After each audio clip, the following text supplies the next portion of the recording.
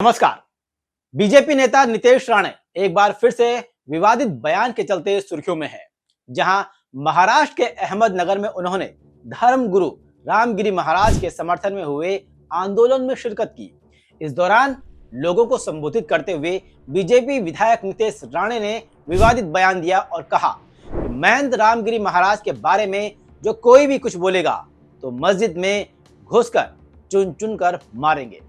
राणे के भाषण का ये वीडियो सामने आया और उस वीडियो के सामने आने के बाद अहमदनगर पुलिस ने आज श्रीरामपुर और तोपखाना थाने में 2 एफआईआर दर्ज की है।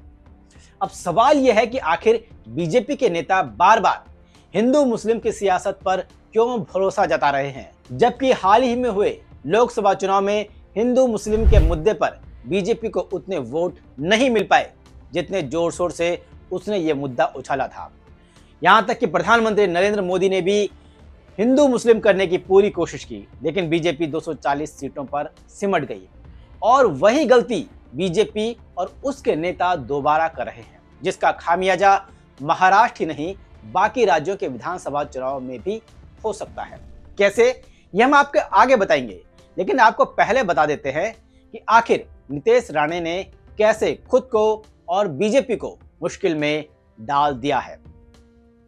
दरअसल कुछ दिन पहले नासिक जिले के शाह पंचाले गांव में एक धार्मिक प्रोग्राम था और आरोप है कि इसी प्रोग्राम के दौरान रामगिरी महाराज ने पैगंबर मोहम्मद और इस्लाम पर अपमानजनक टिप्पणी कर डाली, जिसके बाद उनके इस टिप्पणी का वीडियो भी वायरल हो गया और पुलिस को एक्शन लेना पड़ा।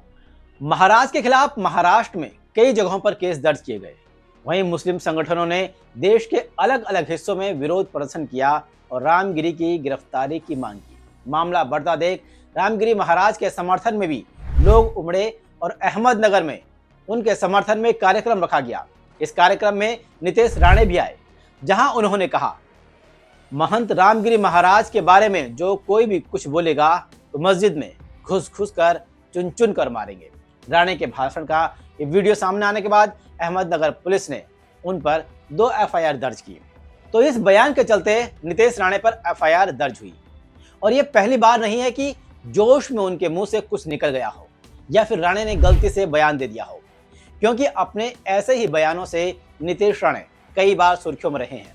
इससे पहले अप्रैल 2024 में भी लोकसभा चुनाव के दौरान बीजेपी नेताओं की बैठक में नीतीश राणे ने कहा था कि अगर 4 जून को मेरे हिसाब से रिजल्ट नहीं आया तो सरपंच पैसा मांगने ना आए, तुम्हें अभी जितने वोट मिले हैं उससे ज्यादा वोट मुझे चाहिए। वहीं जून 2023 में भी उन्होंने ये कहा था कि अगर कोई ओवैसी की जुबान काट कर लाएगा तो मैं उसे इनाम दूंगा। उनका यह बयान उस समय आया था जब एआईएमआईएम चीफ असदुद्दीन ओवैसी के लोकसभा की सदस्यता लेते समय जय फिलिस्तीन का नारा लगाया था। उसके बाद नीतीश ने बयान दिया था, जबकि मई 2023 में नीतीश राणे ने संजय राउत को सांप कहा था। साथ ही ये भी दावा किया था कि संजय राउत राजनीतिक रूप से उद्धव ठाकरे को खत्म करना चाहते हैं। वो जल्द ही उद्धव ठाकरे को छोड़कर एनसीपी एसपी में शामिल हो जाएंगे। वहीं इस बार नीतीश के विवादित बयान पर उनके पिता नारायण राणे ने नीतीश को नसीहत देते हुए कहा है कि पूरे मुस्लिम समाज पर बयान देने की जरूरत नहीं है। पूरे समाज के लोग एक जैसे नहीं होते, लिहाजा नीतीश को अपना बयान सुधार कर स्पष्टीकरण देना चाहिए। जबकि शिवसेना यूबीटी के सांसद संजय राउत ने नीतीश के बयान को लेकर बीजेपी पर निशाना साधा है और उन्होंने कहा कि वो चुनाव जीतने के लिए महाराष्ट्र में दंगा करवाना चाहते हैं। जब तक वे दंगे नहीं करवाते तब तक वो चुनाव नहीं लड़ सकते। तो जैसे जैसे चुनाव नजदीक आएंगे वैसे वैसे बयानवीर भी सामने आएंगे, क्योंकि ये पहले भी हुआ है। कैसे सांप्रदायिक तनावों की वजह से पूरी की पूरी सत्ता बदल गई, लेकिन पिछले 10 सालों से एक ही पैंतरे से वोट बटोरने का जो नुस्खा है वो बीजेपी का हिट होता नजर नहीं आ रहा है और अब काम करता भी नजर नहीं आ रहा है, जिसका नमूना हमने लोकसभा चुनाव 2024 में देख लिया, जिसमें नफरत फैलाने वाले और मुसलमानों के खिलाफ बयानबाजी के लिए मशहूर कई उम्मीदवारों को हार का सामना करना पड़ा, जैसे नवनीत राणा, माधवी लता, साध्वी निरंजन ज्योति, स्मृति ईरानी और संजीव बालियान जैसे हिंदू वर्चस्ववादी कई नेता जो बुरी तरह हार गए।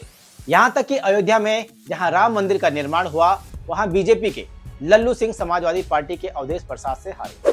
इसीलिए बीजेपी नेता नीतीश राणे का बयान बीजेपी पर भारी तो पड़ेगा ही, खुद नीतीश राणे पर भी भारी पड़ सकता है, क्योंकि पिछली बार भी बीजेपी ने ऐसे ही ऊटपटांग बयान देने वालों के टिकट काट दिए थे, जैसे अनंत हेगड़े, फायर ब्रांड नेता, महिला नेता प्रज्ञा सिंह ठाकुर, दिल्ली के सांसद रमेश भुदुड़ी और परवेज साहिब सिंह वर्मा।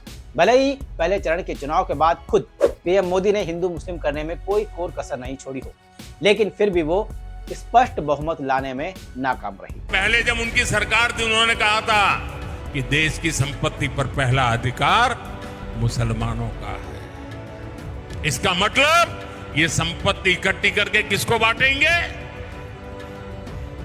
जिनके ज्यादा बच्चे हैं उनको बांटेंगे। वहीं द हिंदू की रिपोर्ट में कहा गया है कि 2023 में सबसे ज्यादा नफरत भरे भाषण महाराष्ट्र में ही सबसे ज्यादा दिए गए, जबकि पूरे देश में 75% नफरत भरे भाषण भाजपा शासित राज्यों में दिए गए, जिनमें 36% यानी 239 घटनाओं में मुसलमानों के खिलाफ हिंसा का सीधा आह्वान शामिल था, जैसे नीतीश राणे ने किया, और लगभग 25% यानी 169 में मुस्लिम पूजा स्थलों को निशाना बनाने वाले भाषण शामिल थे, जैसे नीतीश राणे ने अपने इस बयान में दिया।